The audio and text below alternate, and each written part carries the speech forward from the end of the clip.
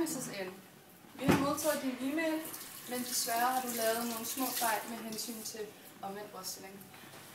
Du har skrevet, need I your help to transfer a sum?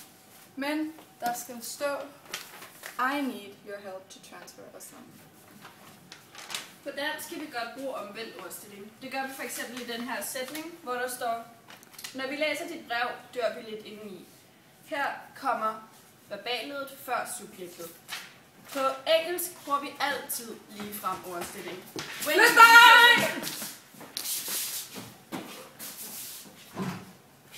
Anyways, when we read your letter, we die a little inside. Ligefrem ordstilling. Dog kan man godt bruge omvendt ordstilling, eller man bruger omvendt ordstilling ved spørgsmål.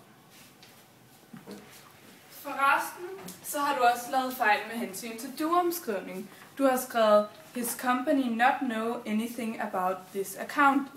Men på engelsk, så skal du i nægtende sætninger bruge en duomskrivning og skrive, his company doesn't know anything about this account. Du skal også bruge duomskrivning i spørgsmål. Do you find English difficult? Men til gengæld skal du aldrig bruge duomskrivning. Når du bruger never, you will never learn English.